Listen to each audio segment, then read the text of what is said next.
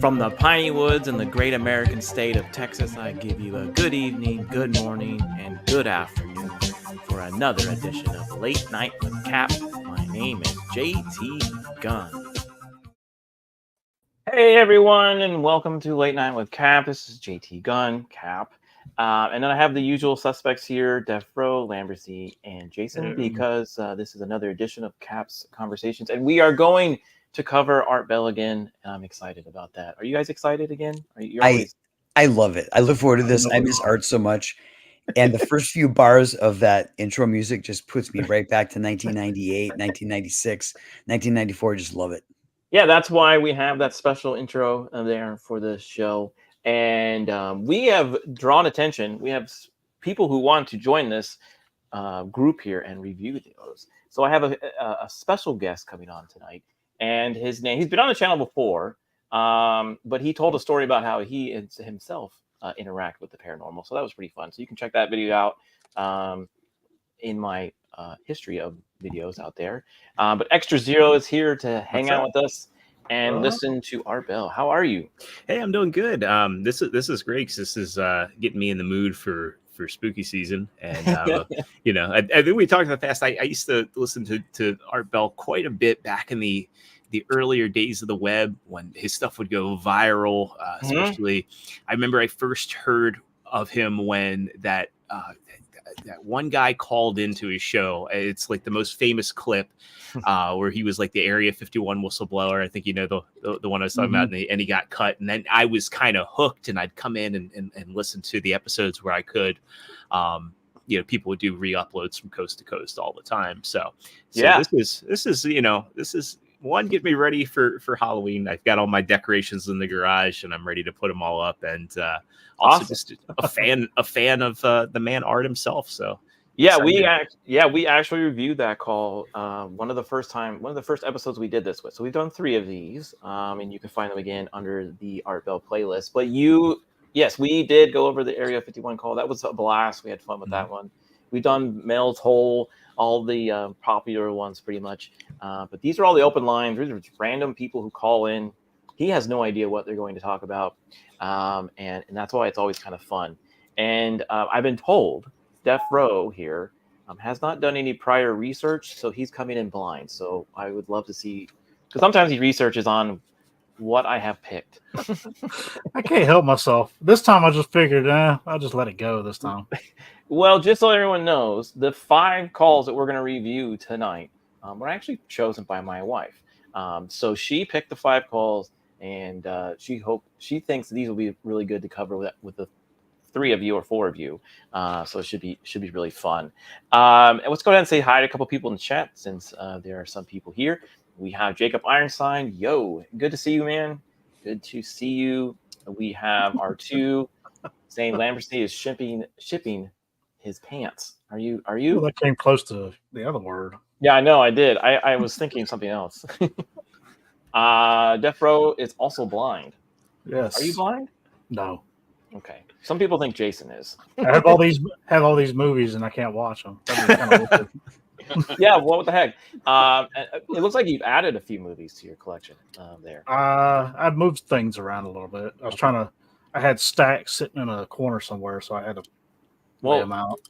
Lambercy got a new shelf, so he was very excited about that in the back corner. So more product to ship.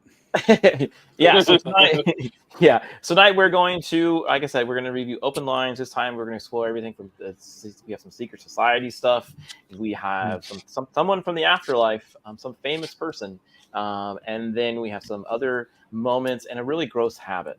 So if you're not into gross habits, maybe you should stick around. But maybe, so anyways, we're going to go ahead and get into the very first one here.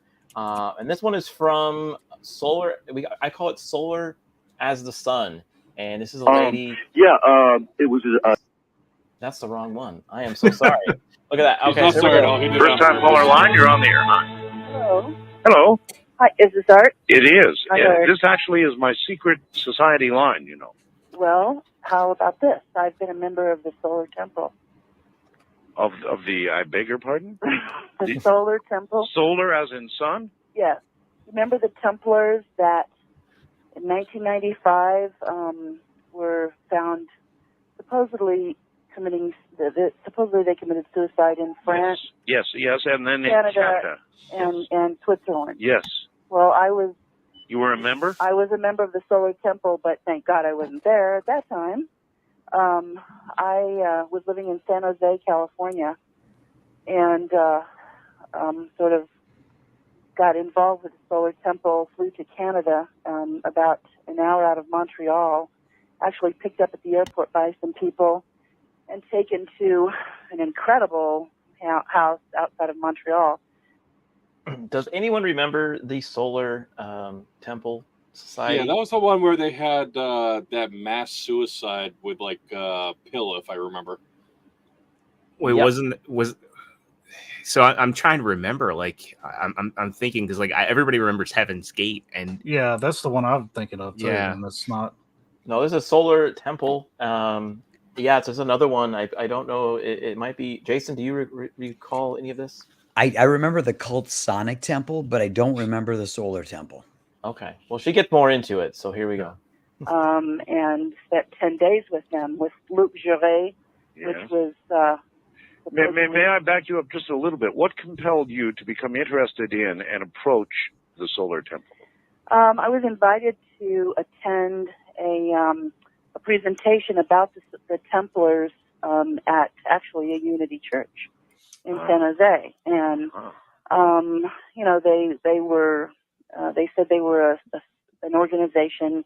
You know, if you go all the way back to medieval times, we know who the Templars were, but they're saying that the Templars, there have been resurgences of Templar activity over the centuries, and that this Templar organization was an organization that would be helping people on Earth to kind of transform their lives, getting ready for the new millennium. In other words, doing good work, good works for people and helping people kind of change their lives and do good things. Yeah. It was very kind of an interesting 10 days. So that was the front. Obviously, I mean that was the front. Well, apparently, and basically, did you when you went to Montreal? Mm-hmm. Did you get any hint of what lay beyond? No, I mean they presented themselves as a very, very good organization. I never got anything of this doomsday cult. Nothing. There was none of that. And see, that's why when it comes to some of these other organizations that claim to be doing nothing but good, I won't name any. Mm-hmm. I'm frankly a little suspicious, and we all know what happened with the Solar Temple people. And, oh my God, absolutely. Sure, and there was a front of doing good and helping people prepare for the new millennium, but behind it all, there was something very different. Sure, and they did. One thing that I found very strange was that I found out that shortly before all these suicides, which I find it hard to believe people killed themselves by tying their hands behind their backs and putting paper or plastic bags over their heads. Some of them died supposedly of gunshot wounds, poisoning, whatever. But I heard that $82 million was transferred out of their coffers to Australia right before this whole thing happened. So we've all heard about these secret societies where the close to the millennia. I know. I remember when I was a kid, there was Heaven's Gate, but there actually a lot because of the whole. Everybody was freaking out. There always seems to be like every 5 years there's like this group of people that thinks the world's coming to an end. I think the most recent one was it 2012 and then 2020 that kind of stuff. So it's like every 5 years some group comes up to do this, and it's pretty wild. And just a reminder, people, these cults, they don't lead with, we're all going to convince you to commit suicide and take your money. They don't lead with that. So you find that out after you've been immersed in that cult for several years. So this lady should not be surprised that they weren't upfront about that. Yeah. Well, to be fair and stuff, like Cap was saying, there's always a new one popping up, which makes it very hard to remember who's who at this point. Yeah. And it's almost like since Scientology became mainstream and people, knew what it was, you don't hear about these sort of things anymore either. No, not really. Not You know, really. all the no. focus is on them. I mean, Yeah, there's a lot of little small ones that people don't talk about that are probably still happening. You don't hear about them until something like this happens. Which I thought was a little weird. Really? Yeah, because in medieval times the Templars were the bankers. Yeah. And this, Philip the Fair and this whatever the Pope was at the time, the Templars fell in disfavor with them, and so they started all these rumors about the Templars being homosexuals and a cult and Satan worshippers, and so they started burning them at the stake. And just to give you an idea of an odd thing, one of the first Templars was Jacques de Molay, and in the Masonic order, the organization of young men in the Masonic order is the de Molay. Uh-huh. And another thing, in the Masonic order, one of the highest degrees is the Templar degree. And did you know that you remember the Jack the Ripper killing? Oh yes. Well, there have been talk, or back in history, that possibly Jack the Ripper was a Mason because. Oh, I know. As a matter of fact, I read that at the beginning of the program. One of the rituals, one of the rituals in the Masonic order was that disemboweling. So you all heard Jack the Ripper, right? There's all kinds of theories like who he is, right? I think it always leads to he's some type of elitist, right? He was some type of high-ranking person that he can get away with kind of stuff. So it doesn't surprise me that some people try to latch on to him. ExtraZero was actually been pretty great. He's been sharing some stats in the private chat. Apparently, between October 4th and October 5th of 1994, 53 members committed this suicide. 16 members killed themselves, and 5 more died similarly in March of 1997. And that's interesting to say that 5 more died similarly, because it kind of reinforces what she's saying about the suspicion of the way that these people died. Right. Yeah. Please don't take me down YouTube.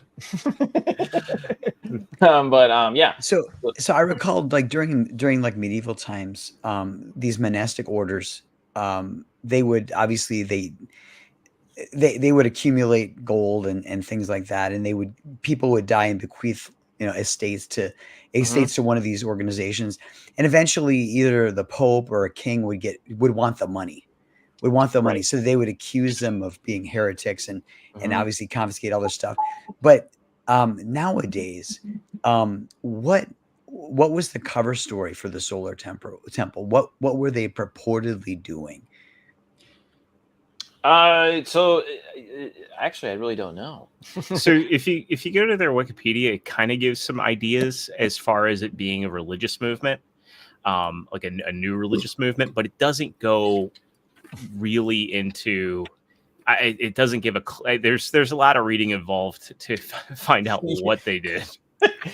And I know they look for people who are older and lonely, so that they can get them to bequeath their give them money, bequeath their earnings, put the church or the organization in your will, cut out your kids, and then sometimes something nefarious will happen and they'll run off with the money. But I was not familiar with the Solar Temple.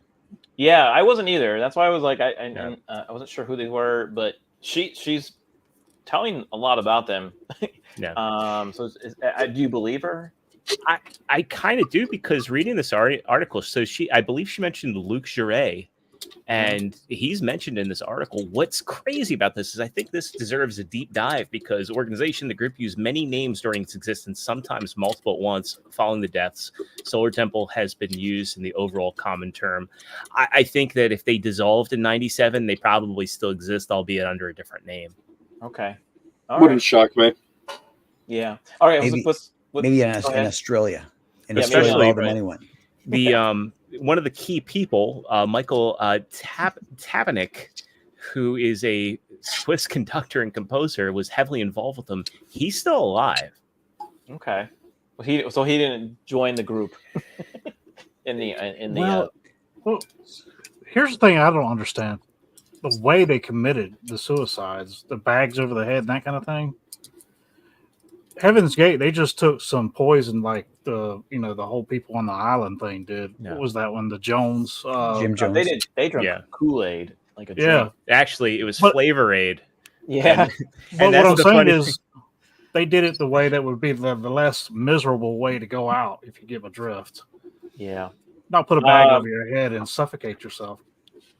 I don't know, when you imbue people with a sense of purpose, and also in a pre-internet era, when you gotta remember how cults operate and how they source people. They tend to find people that are easily manipulative and will buy into their cause. And if they think that this is their key to a higher purpose, they'd probably be able to condition themselves to do next to anything. I mean, you kind of look at that, but then the ancient Japanese art of seppuku, I mean, just try and wrap your head around shoving a katana through your gut in shame. Yeah, Same thing. Well, to be fair, that the seppuku is on like thousands of years of Japanese history. Would rather commit suicide and die with honor and dignity, and that was a belief instilled with them. Than to have someone else take their life. But I mean, how long were those guys conditioned to buy into that that's history? what I'm getting. And yeah, that's what I'm getting at. It's like their whole life they probably had that. You got to understand too, when they did those things, they were trying to protect the family as well. Yeah. Oh, sure. As a way, yeah. So it's like, do I do this, or does my family go down in disgrace for the rest of their life, and they have to pay for what I've done? Right. So all right. So let's she tells a little bit more. So let's get into what's going on here. Which is kind of, not a real fun thing to do. But anyway, I also, I've also been a Rosicrucian for many years. Whoa. And, yeah. And, you really have, you're a joiner, huh? well, I mean, if you're a seeker of higher consciousness, which is, when you live in California, right now I'm in New Mexico, but, I have been doing a lot of seeking and meditation, and I actually, and I know you're going to think this is very strange, but I've heard of, you've heard of people channeling, right? Oh, yes. I know. there we go. And I never ever thought that I would ever do anything like that, or half the time I didn't believe when I heard people say they were channelers. Well, I want to say it again, because I always get clobbered for this. I'm suspicious of channeling, and the only reason is because it's so easily faked. That doesn't mean that it's not real. Right. That things are not channeled, but right. it to me, there's a lot of room for fraud. Sure. That's all. Well, a few years ago, and this is kind of a funny story. I was kind of stressed out, and I decided to sort of take a jacuzzi and relax and meditate. Right. And I went into a deep meditation, and I started hearing text in my head. Text? It's like words coming out. Yes. And I started talking out loud, and it really freaked me out. And I thought, wow, but it was really good, what I was thinking, what was coming out. And so I got out of the bathtub. Of course, I dried off and got dressed and sat down in front of the computer. And what came out was called A Message from Mother Earth. And so how long was it? It's about, since that time I've gotten more, but this one particular message from Mother Earth is one page. And I'd really like to read it to you. He's like so over her. She's going everywhere. She's going everywhere. I think she kind of just exposed herself. She's somebody that, like, as I was mentioning, with the people that get involved with cults, I mean, she's kind of a classic case where, she was involved with this Rosicrucianism. She's obviously looking for deeper meaning and higher purpose because she can't find that in her own life. Right. ExtraZero, all you had to say was she's a wine mom from California. Well, I mean, yeah. All I'm thinking towards the end is this bitch had a thought in her head. She finally had a voice in her head say something, and now she's got to have a higher purpose. It was like, Conscience, is that you? Yeah. I'm gonna wager that post poem it goes into alien abduction. You guys want to take that bet? What do you think she's going to go to it next? I'm going to say transcending into energy. Okay. All right. Here we go. send it to me. Okay. All right, and include your phone number. Okay. And And I'm writing a book called Handbook for Humanity, which I've been getting. It's sort of, I guess you could say, it's like if God said, you know, you guys have been hanging out there for a long time. You've messed up a little bit. Maybe I should have given you a little guidebook. Here it is. So Like a that's kind of what it is. And maybe I'll just Like a Bible? The Bible. fax you the first few chapters of that too. well, no, don't do that by fax. That's too many. My Send it to you. my machine will throw up after 3 pages and not print it out. Well, a message from Mother Earth is only one page, so I could. Absolutely. Fax And if you would include your phone number with that. Okay, and your fax number is? Area code 775 Oh, 775 727 Don't fax this number anybody. 8499. 8499. All right? Yeah, I don't and think in we my have to worry. travels, Most I've people met a don't lot of even know what a interesting fax people is. like Patrick Flanagan. Uh-huh. You know who Patrick Flanagan I is? do, yes. He spent some time at my house, and I know Ingo Swan. Do you know Ingo Swan? I have not yet met Ingo, nor have I interviewed him, and Well, I should. He's in Las Vegas. Yeah, he was in Manhattan, so he's now in Vegas. Well, or he was in Las Vegas and went to Manhattan. I'm not sure where he is right Well, now. the last I talked to him a few months ago, he was in Manhattan. He is considered the father of remote viewing. Absolutely, and he sent me a copy of his book, which is called Penetration, and it's about when he remote viewed the dark side of the moon. I'll look forward to the fact. It's an incredible book. So I understand. I wasn't expecting the name of that book. good news. If you're interested in reading the book, it's available on archive.org. Yeah, I just put it in the chat there. Yeah. Yep. Mm-hmm. Yeah. He was done. He was like, okay, lady. Yeah. Don't send me your whole book. He's got to show up in live and in person to give you the second book called Intercourse. So, ladies and gentlemen, just to recap, she was in the solar temple but got out before the mass suicide. Then she was a Rosicrucian. Then she was getting messages from Mother Earth and was writing like a new Bible. And then she was hanging out with the remote viewers. So, does anyone want to explain the second thing she was involved with? So, like, the people watching don't know what that is. And The Rosicrucians. It's one of the mystery churches. Okay. It's a branch or one of the mystery churches. Okay. And so it's a secret society where you're initiated in and you're revealed these mysteries. And there's different mystery churches and cults, but they all theoretically are different heads of the same Hydra. Okay. Well, she said she What was the heck involved I in think that. of? She's got a lot of time on her hands. Would She's you like a me to California read? wine mom. Would you like me to read the first paragraph of the first chapter? Sure. Do you have of- you have a good reading voice? I do. Okay. All right. Well, let's hear it. Chapter 1, The Force. The Force is a field of magnetic energy that encompasses all things. Energy is everything. It is everywhere, expanding over dimensions that continue to multiply exponentially by everything that is infinitely created. This includes you. Every thought, feeling, or action you have creates another action because everything and everyone is energy. This is the nature of all things. You cannot see the Force, but it is there with you every moment of your existence. Everything, including you, is one infinite field of energy. I'm scared now that I predicted that it was going to be about energy transcendence. That was a very beautiful poem, Yoda. Thank you. Yeah. Thank Good job.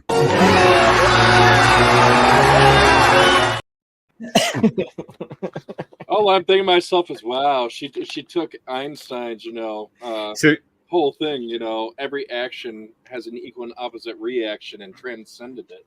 would y'all like to hear the names of the 16 chapters in this book? Yes. Oh God. So Sure. chapter 1, The I Force. can't believe she has 16 chapters.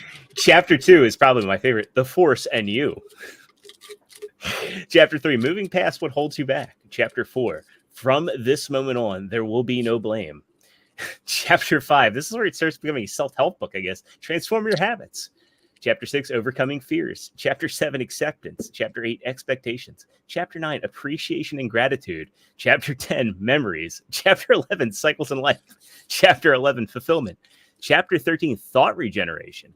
Chapter 14, sending out the love. Chapter 15, happiness. And finally, chapter 16, live your life now! Exclamation. Nice. So, a lot of like you can other books have those titles now. Like you see those on LinkedIn and Instagram and TikTok all over the place now. Was a chapter called "Pull My Finger." if only. You can read the first That's a 4 transcendence chapters chapter. on Amazon if you don't feel like making an archive.org. And this is the most pretentious thing I've ever skimmed. Wow. Well, I did not read the book, so I just knew she wrote one. But yeah, if anyone's extra interested in reading on with that, go right ahead. I'm sure it'd be a fun and weird read. Again, it is in the chat. Here it is. Here's the link for the archive for the full book. And like Zero said, it's on Amazon. Now I got more of a little a more fun call. This is the one with the gross habit. So be prepared. Hopefully you haven't eaten, or maybe you have. But yeah, this one takes a weird turn. Hold on, I got on my weird person line. You're on the air. Good morning. Hello, Art. Hello. My name is Teddy. Okay. My friends call me Terrible Teddy. They think I'm kind of weird, and while I think I'm very normal. Well, why do they think you're weird? Well, I do have a fascination with death. You remember the videos Faces of Death? Oh, yes. I've rented it 27 times. Really? I find it mildly erotic. And really? I don't know. I think that's normal, but I just think death... Wait a minute. You think Death and Faces of Death was a videotape, for those who don't know, that depicted people dying in truly horrible, awful ways. Oh, I loved it. Really? Yeah, and they think, for some reason, they say, I have a coffee can full of old toenails. I knew it! From celebrities down Wait. You collect toenails? I have a toenail collection, that's right. It ranges from celebrities down to my neighbor, and I am quite proud of it, actually. How, as a matter of interest, how do you get these toenails? I mean, it's not something you can ask people for. Well, in fact, I do ask for them, and on occasion, if I notice someone is clipping their toenails, I'll wait politely till they're finished, and then collect them when they leave. Do you sometimes have to do so covertly? In other words...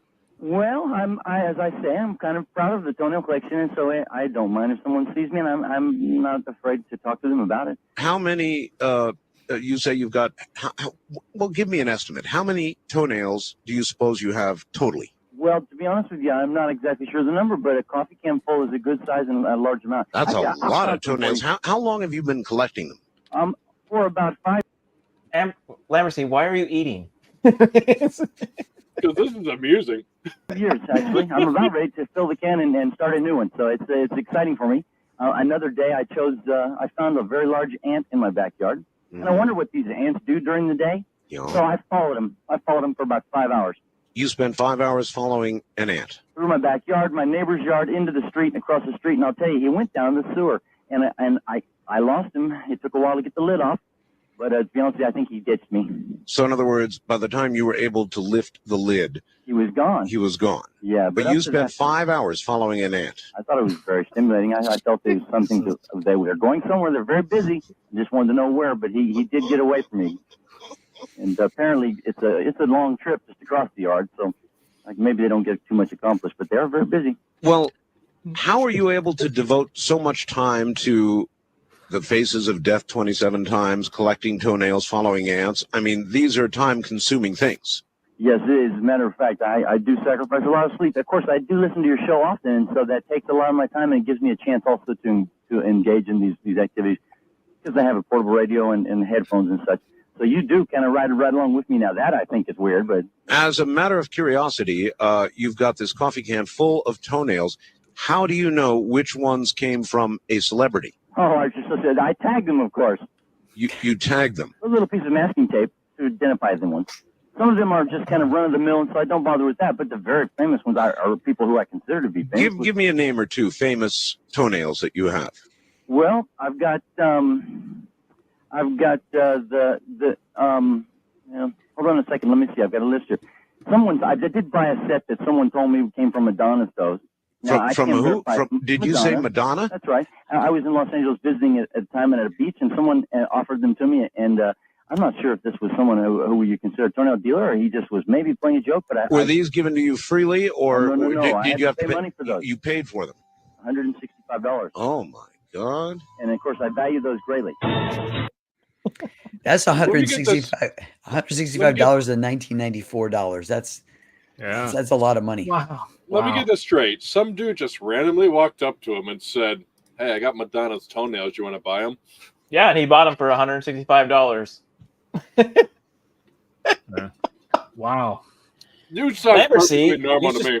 You should start selling your toenails. I bet you a ton of people would buy them. That's how it starts. Next thing you know, I'll put it on OnlyFeet. Yeah, there are those. Yeah, you just be like, look, this is Joe Biden's toenails, Trump's toenails. You can, Kamala's toenails. You can do all of them, and you would probably make a lot of money. Faces of Death is not a. It was taboo to watch something like that back in the day. Yeah. It was. Small Time Republic says, hello. George Norrie has never once been able to get a toenail collector collar. It is true. This is the guy. George is the one who took over with Art once Art passed away. But yeah, he's never had a toenail collar. And yes, Def, if you've never watched Faces of Death, it was pretty bad. I mean, I would say it was even pretty bad today's standards. I don't think it would be allowed in a lot of places. I have the collection on VHS. Of course you do. I think only one thing could have been worse if he said that he watched it 27 times and found it erotic. Yeah, that thing would have been 2 girls with 1 cup.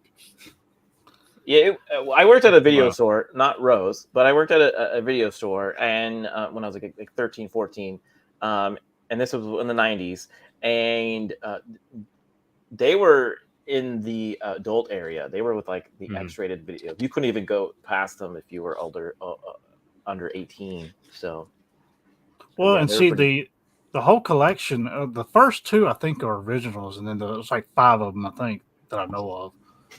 Yeah, it's weird. Anyway, the other 3 are just rehashes of the first 2. They like try to mix up some fake stuff with the real stuff, and it gets kind of weird. But I've only watched them one time. I haven't really wanted to watch them again. So yeah, I mean, I saw some clips when I was in high school, and of course, back then it was, hey, watch all the edgy stuff, and of course we had BME Pain Olympics was another.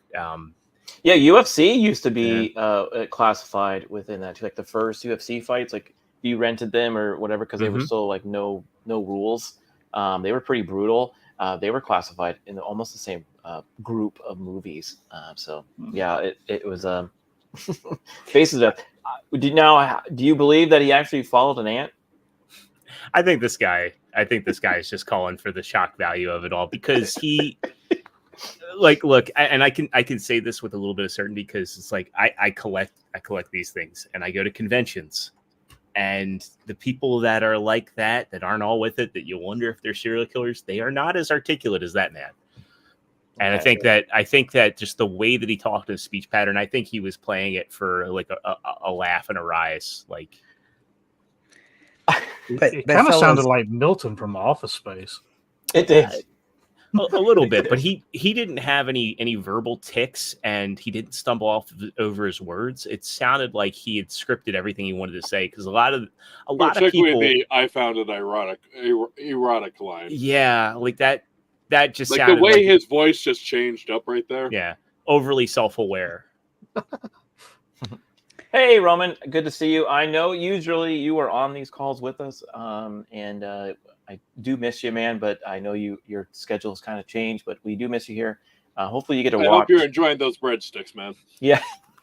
I hope you get to walk with your breadsticks and relive Art Bell just as we are today. Okay, I'm going to take a little break here. I'm going to give Jason a second here, a few minutes here to kind of pitch his comic book Jupiter. He's very close. I think you're under almost $500 to 10K. Yeah. So why don't you go ahead and do your little pitch for us? That'd be great. I appreciate it. So everybody, my name is Jason Sandberg. I'm the writer, artist, illustrator, colorist for this comic book Jupiter. It is 40 pages, full color for $13, $5 in shipping handling. The campaign is on Indiegogo. It's in demand, meaning the books are published, they're available. You put in an order, it ships the following day. I'm making the rounds because I'm hard at work on issue 2, but I want to get issue 1 to $10,000, which is kind of bragging rights. Nice, beautiful milestone. Right now, we're parked, hovering right on the precipice of $9,400. That is correct. The next person who backs Jupiter will tip us over the $9,400 mark, and we'll be well on our way to the home stretch to get to 10K. This is a fantastic comic book. Many of the people on the show have read it and endorse it. And it is a distilled. I've distilled my love of Bronze Age, underground, French, and indie comic books into this book right here, Jupiter. And those who back will also automatically get an official Legion of Memers license to meme. Now I know what Gavin Newsom is doing. We're all aware of what Gavin Newsom is doing. We need to make sure everybody out there in the internet has a license to meme so that they can continue to be free and circumvent Gavin Newsom's power grab and Hillary Clinton's power grab. You need the official Legion of Memers license to meme. You get this for free when you back Jupiter. It is a labor of love. It is a mix of superheroics and surrealism. I'm very proud of it. And again, I'm hard at work on issue 2, making the rounds to get this baby to 10K, and then find more readers who will then be looking forward to issue 2. So please, the link is in the chat. Go take a look at it. And you're gonna, if you used to read comics and you got jaded, check out Jupiter. If you love comics now, but they're missing that little oomph, there's something missing, check out Jupiter. You're gonna love it. Thank you. Well, there you go. Thanks, Jason. Yeah, I agree. I own. Oh yeah, well I got an autograph copy. Oh wow! Look at you. Look at you. Thank you. Oh, okay. Well, we got. Is that your Faces of Death there, Rowe? Oh wow! Wow. Yeah. Nice. I've watched that 27 times. I found it kind of erotic. Well, I mean, there was other stuff out there as well. Yeah, there was some weird stuff. I guess it could be considered weird back then, but I don't know. So Jason, I wish you all the luck. I hope I'm sure you'll hit 10K soon. But again, yeah, if you want to check it out, you can.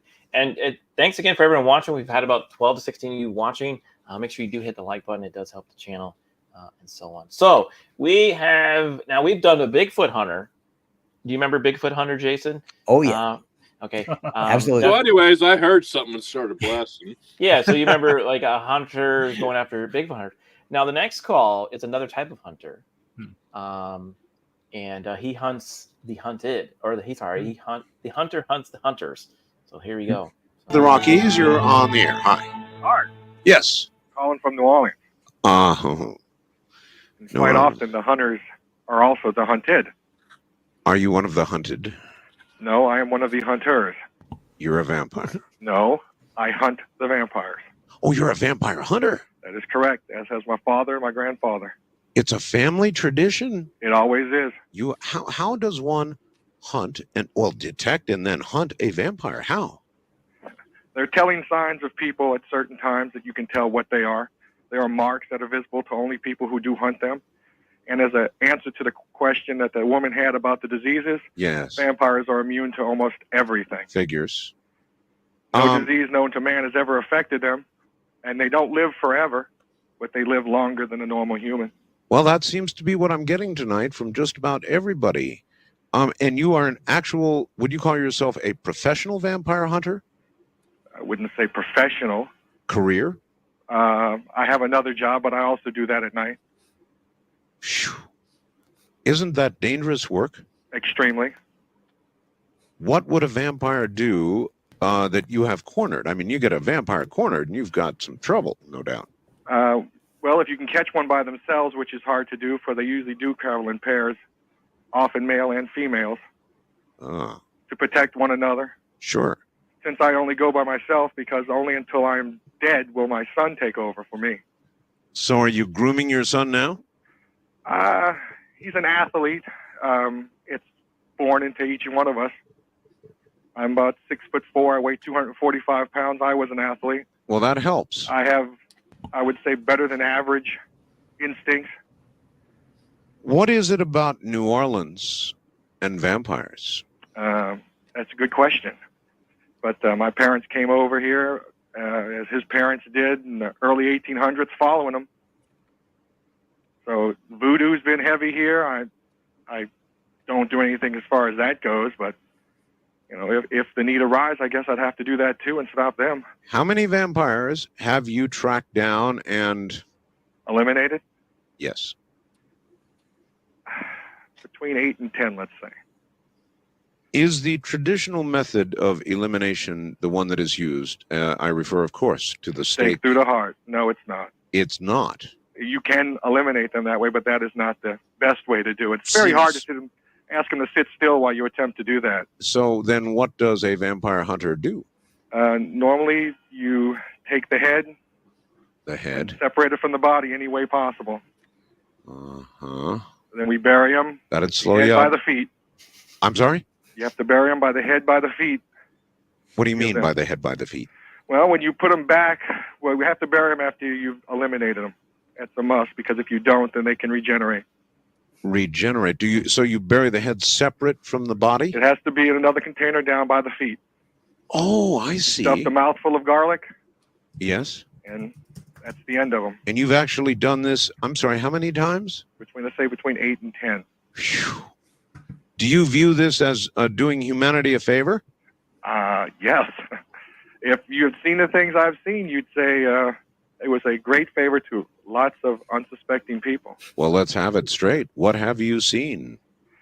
I've seen more than one mutilation. The town right now is under grip of a mass murderer that you don't even get to hear about. 12 women so far in the last 2 years disappeared or supposedly bludgeoned to death with a hammer. Which when you say the town, do you mean New Orleans? Yes, I do. And you think this person is a vampire? I know it is a fact. I've seen the pictures of 3 of the victims. I knew of one personally. Good God. Taken right off the streets of New Orleans. But the police will not talk about it. Well, of course not. Do vampires know that there are people like you out there? Oh, yes. And they know that we're after them as much as they're after everyone else. As far as the person who called and said he had a girlfriend. Yep. I'm a little leery whether he's telling the truth or not. What about the first guy? Yeah, I believe him. Really? Mm-hmm. The one who said that, cyclically every 27, 28 days he's got to feed? Well, plus when he said he was down south in the swamps. Yep. I believe I know who that is. Oh, really? Have you been after this person? Well, he's about 150 miles away from me, more or less. I will get eventually that way when I'm finished here, if I can find the person who's doing this. Are you driven to do this? Is it something you're doing for humanity, for your own personal satisfaction? Why do you go after them? Both. Protect my family and to protect the people out there. It's the same as being a policeman. A vampire cop. That's what I do. Listen, do you want to hold... So this was one of the nights where Art had supposedly vampires call in and say they're vampires, and this guy showed up to say that he was a hunter. Do you believe? But and it's gonna the rest of this call. He has a little. He's gonna get on an actual vampire, and they're gonna have a conversation together, the hunter and the vampire. So do you believe that this is an actual hunter of vampires, or he's more of a murderer? I think he's just off his rocker, because if it's somewhere between 8 and 10, he'd know the exact freaking number. It's not high enough for him to be losing counts. If you can count them on both of your hands. Can you just say about 9? Rocker. Yeah, 9. It's somewhere between 8 and 10, so 9. Yeah. Well, sometimes when you strike down the vampire, it turns into a bunch of bats and flies away, and you don't know how to count those.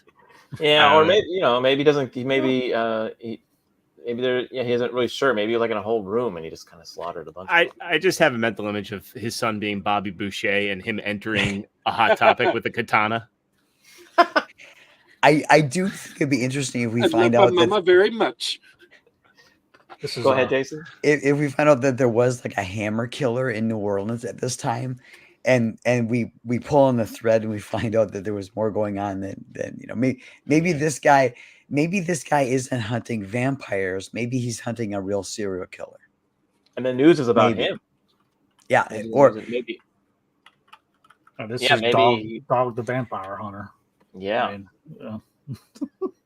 Yeah. I mean, I don't know, man. He's the 8 to 10 thing's kind of weird. There is What a other- lot. I mean, because on- if it takes that much to bury him, you would know how many you buried like that. Yeah, and the way he describes how they bury them is actually a true way they did it in Romania. Long time ago, I did a video about where they discovered like 300 to 400 graves of Romanians that they thought were vampires back then, and they literally have severed heads, and their heads are like behind like a knife if they do wake up, and there's all kinds of crazy stuff. So the way he describes how to get rid of them, or the ancient way of getting rid of them, is pretty accurate. So who knows? He probably read that somewhere. He probably went to his local library. Well, there's a storied history that I was not aware of, that New Orleans has like urban legends about vampires dating back. Like, I had no clue. They do, Yeah, and if you go to the French Quarter, they'll actually do like a little tour of the places that they were suspected of it. yeah, they say don't travel, in the dark corners at night and stuff like that. And there was that show or book, True Blood, that was in Louisiana. So yeah, all right. So we're gonna continue here. He's gonna get Art's gonna get a vampire on the call, and this conversation is actually pretty good. Hold on the line. I might be able to round up a vampire here. It'll be interesting to hear you and a vampire interact. Okay. Now, we're paying for the call, so I'll put you on hold. All right, here we go again. Do we have a vampire on the line? Yes. Yes, you're a vampire. Yes. All right, well, I have a vampire hunter here. Oh, I've been listening. Does that intimidate you? Not one bit. I've killed one of those before. You've killed a vampire hunter? Yes. What? Oh, God. All right, well. So I'm not intimidated. Where did you do this? The California. South, north, the east, the west? In California, where I live. What year? 2 years ago. How many? 2 years ago. Possible. Mm-hmm. And in fact, I knew what he was when I met him, and I went home with him just to kill him. That's very unusual, since we would never go home with you. Well, Taking you way before that. this guy was a little foolish, I guess. And I was by myself. I always travel by myself at night. One of our greatest features, Art, is purity of heart. Because we have to be, because what is the greatest weapon of a vampire? He laughed at that. Of course he did. I wear a cross when I go out at night. I'm not intimidated by God at all. Religion isn't a stopper. I know. You can't throw a cross up at a vampire and No, stop but him. It doesn't bother me. Crosses Right. don't bother me Only at the all. belief. It is a That's fooler, tough. though. I mean, when you see a cross, you wouldn't think vampire right away. No, you wouldn't. Like he said, he can spot one of us. We can spot one of them. I guess he must have been an amateur. Or very young. He was. But he was bigger than me, so I guess he didn't think I was a threat to him. Most of us are very big. Well, I was smaller than him, but I still beat him to death with my own hands. You did? Yes. And I got away with it. How many vampires do you think he had dispatched before you met him? Maybe I was the first one he tried. And what if you were to encounter this I wouldn't be the least bit scared of him. No? No. I spent 6 years in the U.S. Army. I know how to defend myself. Well, it sounds to me like you'd end up with your head at your feet. I don't think so. Most certainly, young man. We should arrange to I'm a meet lot someplace. older than I look. I don't look my age. I'm a lot older than I look. Most people think I'm in my 20s. I'm older than that. How old actually physiologically are you? 60, but I look like I'm in my 20s. You have the wisdom of a 60-year-old. But I look like I'm only in my 20s. Is this typical of a vampire? Yes, You think we might have the real thing here? it's possible, but I wouldn't think he was 60. I'd think he'd be older. Well, maybe I am older. I don't, but... Like I said, they don't live forever, but they do live longer. Do you feed, and how often do you need to feed? Well, only once a week, but I only killed one person. That was a vampire killer. I don't kill my people that I run into. I just take a little bit of their blood, not enough to kill them. He's getting more realistic all the time, Art. Is he? And I usually have sex with them when I'm doing it. That's how the second part of what I would have asked them. What? Their greatest ally is sex. Yes. Because they are very seductive. I'm very good at sex, too. I've had Males and they all females tell me I'm very good at it.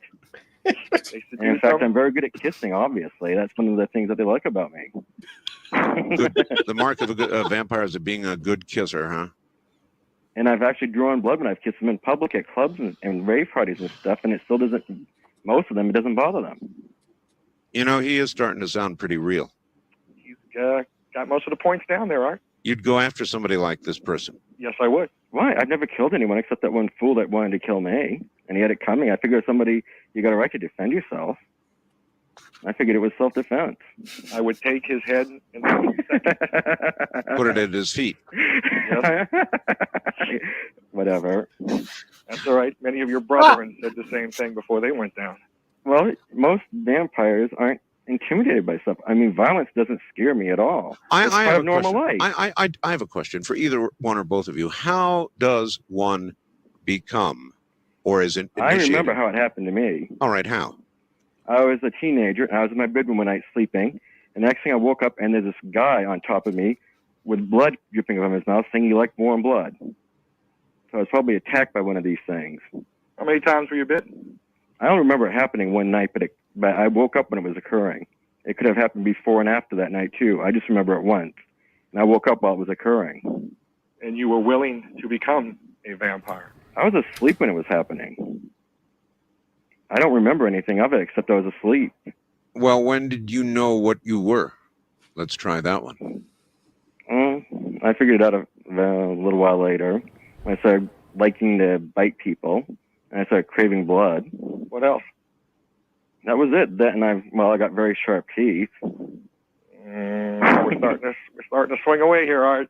And I'm a night person. I don't like being out in the daylight. I don't really care for daylight. Well, see, Art's a nice person. I don't think he's a vampire. Art likes to be up at night, so do a lot of other people who listen. That's but most people don't like to bite people and draw blood and drink it, though, and I do. He was doing good there for a second, Art. All right. Started to slide at the end. All right. All right. Well, I thank you both for the call. Have a good morning, the both of you. So the I don't know how slapdash the Army physicals are back then, but you think the Army would have detected this guy was a vampire? I would think so. Look, all I'm gonna say is now I'm finally starting to get why all these females go crazy over these vampire seductive stories, that they read and shit. But as I also put in the private chat and stuff, large-scale closures of old asylums began in the 80s. By 2015, none remained. I'm pretty sure these two escaped. Yeah. Though I would love to see like the Judge Joe Brown or Judge Judy, like these two on here going at it. He threatened to kill me. Yeah. It was so crazy. These people are so just nonchalantly saying, "Yeah, I killed a few people, 8 to 10, one guy, and this guy's like, I'm gonna go chop his head off." It's just weird. You would think the cops would be like, "What is going on here?" So, do you believe the second guy that he is a werewolf, or not a werewolf? I saw a werewolf because I see AJ here. Are you there, buddy? Yes, sir. I am. Sorry for being late, man. Oh, don't You're call okay. him sir. That was his father's name. AJ, I know you popped in a little late here. Did you get to hear any of the vampire conversation? Man, no, not really. Not anything that matters. I just caught the tail end of that. Okay. Well, you But say did you you're know that vampires are very seductive. Oh yeah, they do. That's why I complain about vampires. I hate them, but at the same time I respect their power, and I hate to see the romanticizing of them, and they all like freaky and licking on people and having sex and whatnot. Well, that's what they do. So you don't like the Twilight vampires? What you're saying? Man, all of that. What was that other show like True Blood that came out? I can't stand that either. Yeah. So I hear a little bit of an echo, AJ, on your side, just so you know. Dude, I'm sorry. That's okay. Have you tried unplugging it and plugging it back in? All right. So we do you believe the first or do you believe the vampire was real? Do I believe vampires are real? So the guy on the call, I'm asking ExtraZero or Jason or Death Row, or do you... I believe the guy was a vampire, but I do not believe he's a good kisser. Okay. I don't believe either of them, to be honest. You don't believe any of them? Okay. None, not the hunter and not the vampire. No. Just a fake call all the way around. Okay. No, I just like their description of vampires are really good kissers, as if we wouldn't realize two fucking sharp ass fangs as we put our tongue in their mouth. Yeah, but when he said he had fangs, just like that seems a little bit weird, but I like it. Yeah, but when the guy, he's a raver. Yeah, but when the guy said he had fangs, the hunter said that no, I don't really believe you because he says that vampires don't have fangs; they do it another way. So. And where are the dentists? I mean, at some point, if vampires are real, we'd have some dentists that would be like, "Look at these X-rays. This is insane." Dentists are willing to sharpen people's teeth these days. Yeah, they would just go to a vampire dentist though. Underground in the catacombs. In the catacombs, yes. Hey, AJ, do you believe in vampires? If I believe in werewolves, I have to believe in the enemy, the oppressors. Yes. Okay. All right. AJ, is it true that if you kill a vampire to prevent it from rising again, you need to take off its toenails? Is that true? I don't know, man. Werewolves, we really not that delicate with the kill. We going for the throat. So rip a head off, like impale, all that good stuff. Toenails are the least of our concerns. You wouldn't collect the toenails, put in a coffee can? Nah, I collect the fangs, if anything. That's more of a trophy than toenails. Now my dog does this. Would you follow an ant? A tiny little ant? Yeah. For context, for there was 5 hours. Now, I actually have followed ants before, but I've only done it because I do my own pest removal. So, like when I'm putting granules down. I only followed an ant because I had some really good tweets. So for context, AJ, the call before you came on, there was a weird person, and I recommend that you go back and watch it. He followed ants. He collected toenails. What else did he do? Oh, he watched Spaces of Death, VHS. 27 and got aroused. And got aroused about it. So I do recommend if you're hopping in and you haven't seen the rest of the, we're here in the beginning. I do recommend listening to that one. That one's pretty funny. AJ, I'm glad you made it. So because we have 2 more calls to go over, we have another cryptid story, and then we have a famous person from the unknown. So were you ever a fan, AJ, of Art Bell? Do you know who Art Bell is? Man, I don't.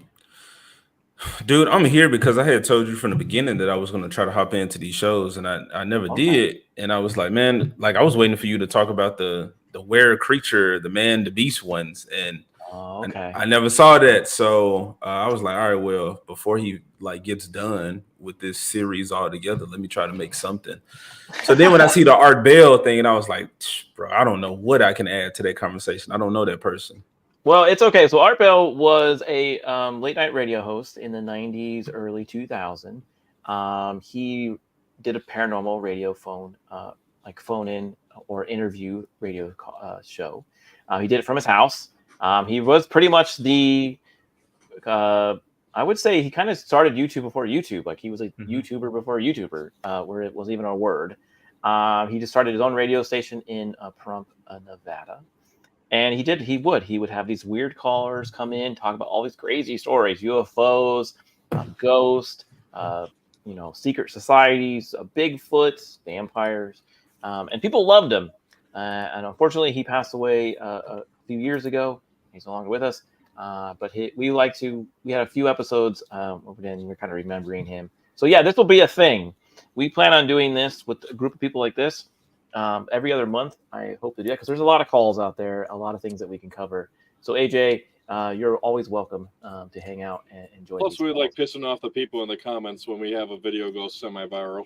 Yeah. Last time we did this, then a Bigfoot call, people were so mad at me that we were giggling, and they said Lambercy was just too much for them. So I don't know. So speaking of, I still don't remember what I said, but I stand by it. We were laughing at the guy's accent and the fact that he heard a noise and started shooting. Yeah, my whole comment about. So I started blasting. Yeah, pretty sure he killed somebody and left them on the side of the road.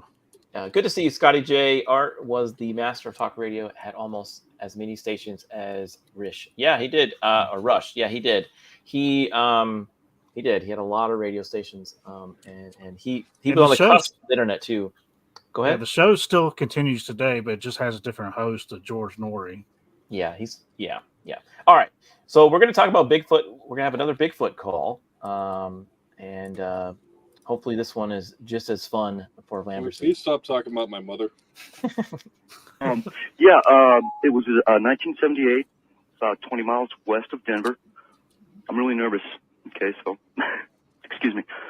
Me and a buddy of mine, I was 13 years old. Basically, what we've done is we kind of snuck out of the house at night, I did that in my day. And can I mention last names? No. Okay. This was Lookout Mountain Road, Relay Park, and we come around the corner, and there's a recreation area on the right side. They have company picnics in there, and they got a baseball diamond, picnic tables, etc. Right. And there's this thing standing on the pitcher's mound. Really? Beating a dead dog with a stick. Beating a dead dog with a stick? Yes, sir. About 9 feet tall. Wasn't human. Could tell that right away. Right across the street is the Jefferson County Nature Center, and there's a big stone gate. Yeah. And it's about 100 yards away, and there's about a 60-mile-an-hour Chinook wind blowing. We get behind the gate, and we're watching this, and it's got this dog by the tail, and it's beating this dog on the head. Had the dog in the left hand, stick in the right, holding it out, And my friend's name was Jody. And I turned to him, and I whispered. I forget what I whispered. I think I said, can you believe this, or whatever. This thing turned its head towards us, and we're talking 100 yards. Yeah. Heavy wind. We were downwind from it. Right. It took off running. Covered 200 yards in, I'd say, 4 seconds. And galvanized ranch gate. Maybe we ought to call him Fast Foot. Yeah, but the UFO thing. I think there's a relationship between the two. And a related story in 1984, which about 6 years later. Friends of mine on the mountain, David and Wendy, they found a human hand in their dog pen. Bad. And they called the cops. The cops came up. Cops traced it, and they found this tourist from New York City buried in this snowdrift without a hand. And they basically they never ascertained if it was buried by a human or an animal. I don't know if it's related. But it happened in the same general area. Well, I liked your Bigfoot story most. That was pretty good. You swear on all that's holy. I swear on it, and I have told this story, and I've been ridiculed for it. I've told it in greater detail. I feel that it's a little more urgent because I'm on talk radio, and But well, look, Jody, if you're out there, you know who you are, and everybody out there knows who they are if they ridicule me for it. But I swear to God. Well, I shall not, sir. Thank you very much for the call. It's easy to ridicule. It's easy to criticize. Anybody, as Congressman Schiff said, and there are a lot of small, narrow minds out there who can do nothing but criticize. And because a certain subject is not of interest to them, they act quickly to jump and make fools of those who would come and tell a story as this young man just did. I appreciate it. I would not try to make a fool of you, sir, and I don't do that on this program. These are open lines, and I'll listen to everybody fairly. Please stop. So I like that. I like the end of that call because that's what he would do. People would call in, and he would not really make fun of them. Sorry, but we have a little bit, but he would take everything they said with a grain of salt, but he would also listen to them, and because sometimes they would say some fascinating things. This guy has some crazy stories. First, we'll start with the Bigfoot one. Lamberson, since you think it's your mom, do you think that was your mom on the mound? No, because unfortunately, my mom isn't Haitian, so she doesn't Oh my God. do things with dogs. Okay. Defro, do you believe this man that he saw a Bigfoot and everything? I mean, if I could possibly he saw something, but maybe he was traumatized and equated it to Bigfoot. You know what I mean? Maybe he saw a really big person taking their anger out on an animal of some sort. Yeah, yeah. But he ran like 200 yards super fast. Maybe I don't know. Maybe he blinked. He's a runner. He's a track star. Yeah.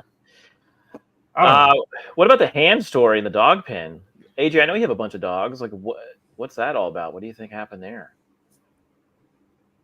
I don't know, man. He's like, what I get myself into? Dude, I believe crazy shit, man. I believe there's a lot of stuff out there that we don't see. I believe dinosaurs or dragons mentioned in the Bible. So I definitely believe in all the supernatural stuff. I just feel like humans are just so retarded, man. We just can't fathom the things that are out there, man. And are you trying to hurt my feelings? Because if so, you are succeeding. Fortunately. I mean, y'all not the retards, okay? We having a conversation. Way to recover there, buddy. Well, hold on. We just met. You really don't know me yet. Listen, I may have forgotten my water wings and my special helmet, but that doesn't mean you can tell me I'm not special. What's the line from Men in Black where and I can't remember the the actor who's talking to Will Smith, AJ and Tommy Lee Jones? Tommy Lee Jones, when he's telling Will Smith's character that and like an individual is smart, but humans like the group are like dumb panicky sheep or something like that, man. Yeah, I would agree with that. There's a lot of groupthink that happens. Yeah, there's a lot of examples throughout history. With the witch trials, people, the cults that we talked about in the beginning of the show, just groupthink that happens today. So yeah, I would agree. ExtraZero, what do you think of this call? I believe this of all the ones we've listened to, this guy actually, I believe, saw something. Now, and this one I can kind of relate to a little bit because he mentions he was 13 and he saw something standing there and he remembered details. And I think when he was trying, he asked early on, can I give last names? I think he wants credibility in his story and he genuinely wants, because again, 1978 was a different time.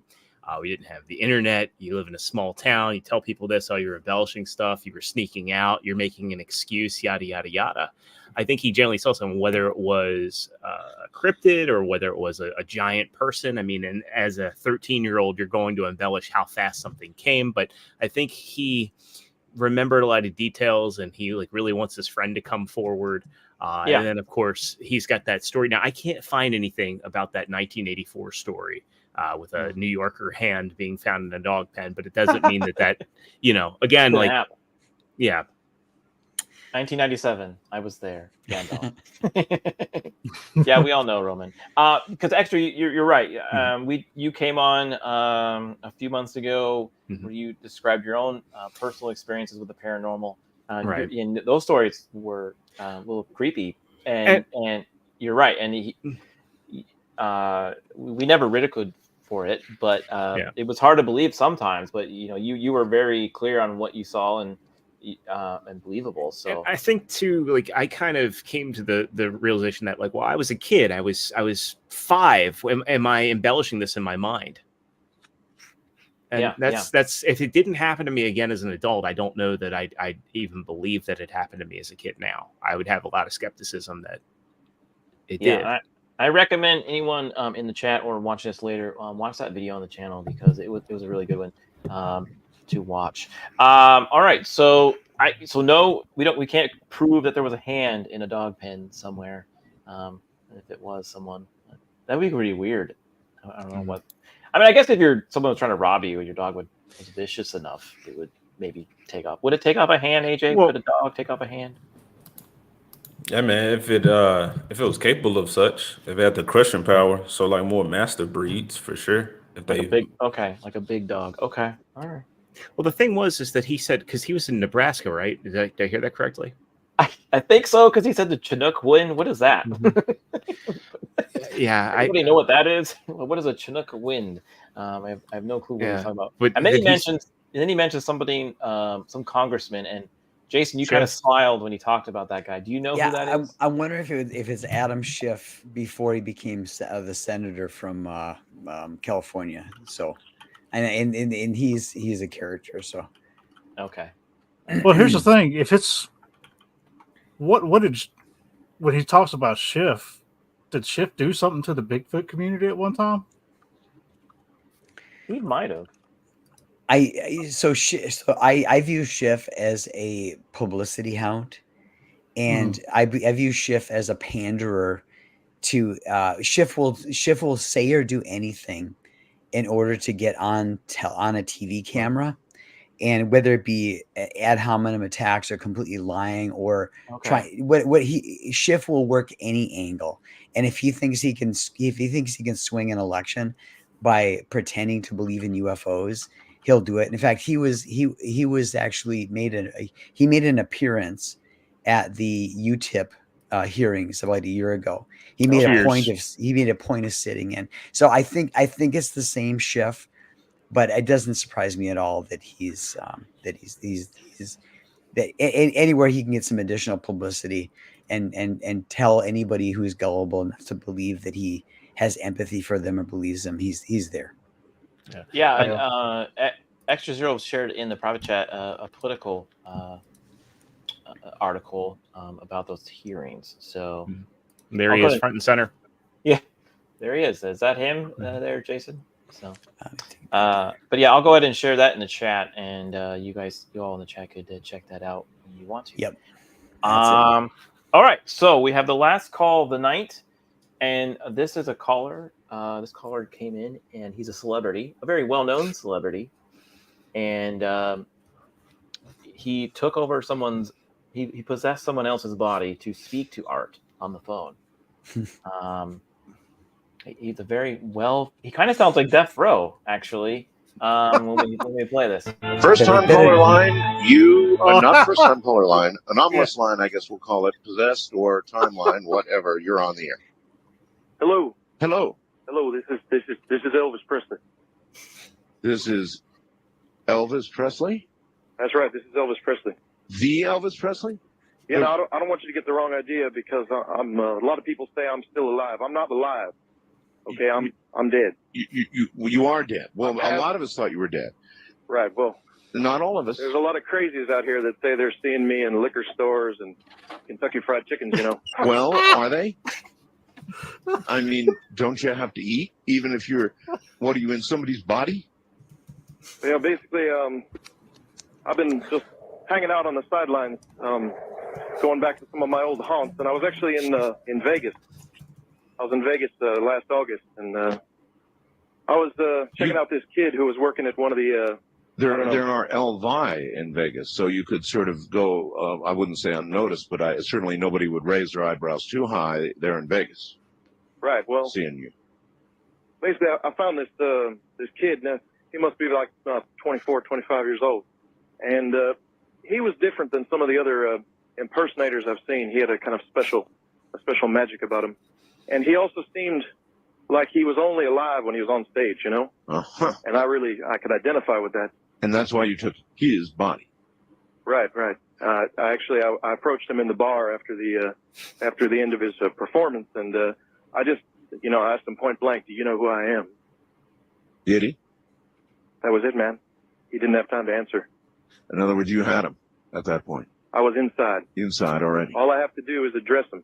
As a matter of curiosity, since you did die, why are you wanting to be back here in physical form? Well, there's a lot of reasons for that. Frankly, I'd just like to say, first of all, I really never finished with this world, and so I've always been kind of. You did go quickly, but I mean, it was really, according to everything we know, your own hand that did it. Your own. Well, your own hand to mouth, drugs. Well, there were a lot of lies about. A lot of food. There were a lot of lies about me too, but I just want to say, this is such an unusual opportunity. I don't get Elvis often. I have to ask you a special question. Yes, sir. What is? I hope you won't mind. It's about your music. Okay. You've done a lot of things that I like, but there's one that you've done that I would like to understand. Is there anything you can tell me about that record that will give me some depth of understanding about why you sang it? Well, I got to confess something here, man. Sometimes there's some deep meanings I put in those songs. I recognize that. Like in the ghetto, I was really singing about, a condition that I think is only worsened since I passed. With that particular song, I actually, it was written by someone else, and so I got to tell you, man, I didn't look too much into lyrics. What do you think about them? Well, I don't know. I've been trying. That's why I'm asking. I mean, if you got Elvis, you ask, right? Surely you must know what this. I mean, some of the meaning of this song, you must know. Well, the green eyes actually were about a particular person. Marie? Take your guess, man. Well, I guess I could have hoped for more information, Elvis, but I'll tell you what. I'll give you some information. All right. I started performing again when I met this kid. Because this kid, like I said, he had the look, and he had the, get away about him. It was also pretty easy to take over the vocal cord, if you know what I'm saying. Yeah, I understand. Well, there's the obvious resemblance. Yeah, and I'm still performing. I'm performing now again, man, under the name Extreme Elvis, man. Extreme Elvis. I'm in San Francisco. I've been doing some of the hotels. I've been doing some of the clubs out here. What about the ethical aspect of taking over this poor young fellow? Well, I think some people are weak, like, for instance, the people that didn't make it, I was the one who made it, man. I was the king of rock and roll. You know what I'm saying? That's why they called you the king. All right. So I think some people are weak. King needs a body, he takes a body. And yeah, that's right. I mean, I think this kid was weak, and I took him over. All right. Well, I'm straight on that, and I appreciate your call. And it's not every day that you get to talk to Elvis. So there you go. Do you believe he talked to Elvis? No. And I'll tell you why. Well, hold on. Don't ruin it, Extra. I know what you're about ready to jump to. But do you know what song he was talking about? The green-eyed girl or woman. Do you know what he's talking about? Do you know what song that is? Anybody? Right, I'm not familiar. No. So are you referring to the comment about Extreme Elvis? Yeah. Yes. Does anybody know who Extreme Elvis is? He is a very extreme Elvis. He's very overweight. He did an act in San Francisco. I don't know if this was the guy on the call or not. Because if you watch those videos, to be. I'm not sharing those on YouTube because I'm probably get taken down. But he in the ghetto. I think that's the song he was talking about. I know that song he was, but there was another song that Art was talking about. I couldn't really hear them. The recording took the song out, so I couldn't capture the song that they were. Holy crap! I just looked up Extreme Elvis. Yeah, look up Extreme Elvis. This could be this guy, but my God, the guy's huge. He's got his own fucking gravitational pull. So Extra, you don't think it's him? You think it's this guy? I could have sworn it was Death Row. No. I'm pretty sure it's the Extreme Elvis, given the location where he's singing. And again, I think this guy's just kind of calling in to promote himself and be like, hey, I'm going to be here. And, attracting some of the viewers to come out thinking well, let's see if he's the real deal. And then they're, yeah. Dude, have you all ever met or hung out with a Elvis impersonator? I've been to Graceland. Okay. They're pretty good. Some of them. They really are. I met one and he was really bad. Is it true that Extreme Elvis lives in a mansion called Disgraceland? Is that correct? Is that correct? Maybe. AJ, do you think that was really Elvis or some other dude?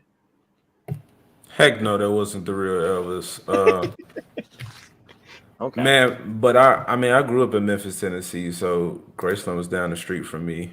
And I've never talked to or experienced the Elvis impersonator. So that's a great movie, by the way, Roman. But yeah, it's a great. Yeah, I love that movie. Yeah, so when you're in Vegas, you see a lot of them, AJ, and I bumped into a few. I've watched a couple shows with them, and some of them are really good. They're like, oh wow, he actually does sound or look or act like Elvis. There was most recently, there's a really famous one that's kind of up and coming. He was on one of those like dating shows. I don't know if it was the. He was like on. I think he was on either The Bachelor or Bachelorette, one of those. But he was like he actually showed that he was a Elvis impersonator. I actually met that guy. He was just singing in one of the Vegas hotels, and that was pretty fun. So, but I don't know. Do you all like Elvis? Do you appreciate the real Elvis's music?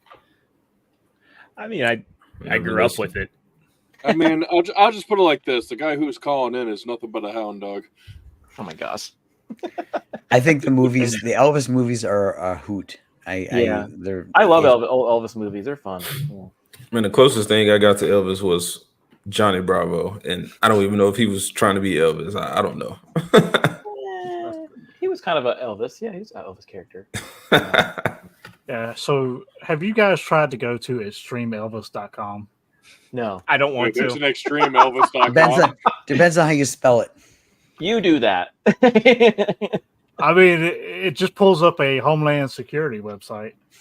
No, it's the same thing as like, don't look up what the guy that was Blippy did before he was Blippy. It just says, this site, Extreme Elvis, has been permanently shut down by the Federal Bureau of Investigation and U.S. Oh God, it really does say that too. Yeah, I'm looking at it right now. Yeah, I'm not sharing that anywhere. But yes, if you're watching and you want to look that up on your own time, you can. But don't say you came for me. So we get in trouble. Anyways, that is the last call of the night. I thought it'd be fun to wrap it up on Elvis. He is the king, so it was kind of fun. I appreciate ExtraZero popping in. I hope you had a good time. Yeah, man, it was a great time. So, if you ever want to have me on for one of these again, I'd be glad to come back. Oh yeah, like I said, I plan on doing these not every month, but maybe every other month, because there's quite a few calls out there that we can still listen to and laugh about and kind of just share the remembrance of Art Bell because he was so fun. Jason, what do you got? At some point, I want us to do a Richard Hoagland specific episode. Okay, at some point. Yeah, those are really kind of long, but we can listen to them. Maybe we can find those. I just get a kick out of the unscripted because it just shows how good Art was, even with the unscripted. Like he wasn't sure what he was getting into when he did the open lines, and anyone could pop in there, and he allowed it. He was fine. So unscreened, unscripted, and he handled it pretty well. AJ, I know you came in late, but hopefully you had fun with those two other calls. And you are more than welcome to hang out with us again if we do this again. So I'll make sure I do, man. Wednesdays I'm pretty much free. I just had a bunch of stuff going on, but werewolf stuff. Man, that too. It's like Peter Parker, bro. I got to balance being Spider-Man and Peter Parker, bro. It's like I be hearing folks out there, man, getting into trouble, getting beat up by thugs in alleyways and whatnot. I'm like, man, look, I got to work tomorrow, bro. Yeah, okay. Well, we thank you for your service. Lambert, I'm going to give you a few minutes here so you can pitch your tumblers that have. You have a really good one that you might want to share with everyone. Which one would that one be? Was it the Ryan Reynolds one? What's that one? The Church of Ryan Reynolds. Church of Ryan Reynolds. So you can go ahead and take a few minutes there, and you can go ahead and do a pitch. Fair enough. Well, we've been adding our tumblers slowly but surely. We're now at over 160 different tumblers. This is our Church of Ryan Reynolds right here. For those who need a religion, we got our Halloween ones. We've got our own custom ones, as well as some MLB, NBA, all that other stuff. But I think we all want to see the Late Night with Cat. Yeah, there you go. Look at that. He's got a Late Night with Cat tumbler. I have over 160 tumblers. I'm always adding to them. I also have a design your own. If you don't like our designs, you can design your own. They're $15 on our website, Animeneax.com. So feel free to check them out. There you go. All righty. Maybe Jason, you can get a Jupiter tumbler. Maybe I might work with him to do a stretch goal on the next book. Yeah. Oh yeah, I can easily do that for you. No worries. And the thing is I also offer wholesale for those who need it too. So. All right, there you go. All righty. Well, yep. Cap if you want some. If you also want some, Jason, I got you. All right. We will be talking next year, sir. Definitely. Don't threaten me. Oh, He might. I forgot to show this one. This is the most American tumbler you're going to see. A flag, yeah. a soldier, the eagle holding a gun. Nice. Now, maybe Jason, you can channel your way over to Lambertsy's house and work with him on the tumbler. All right, everyone. We'll prototype it. We'll workshop it. All right, everyone. This has been great. Again, if you are an Art Bell fan, look out for these upcoming streams where we do more of these. You can also check out the past videos if you haven't seen those before on the channel. So I do appreciate everyone. And go ahead, if you haven't already, make sure you hit that like and subscribe if you want to hear about more. Everyone, thanks again for hanging out. This has been great. Have a great rest of the week. And I will see you all later on Late Night Cap. Late.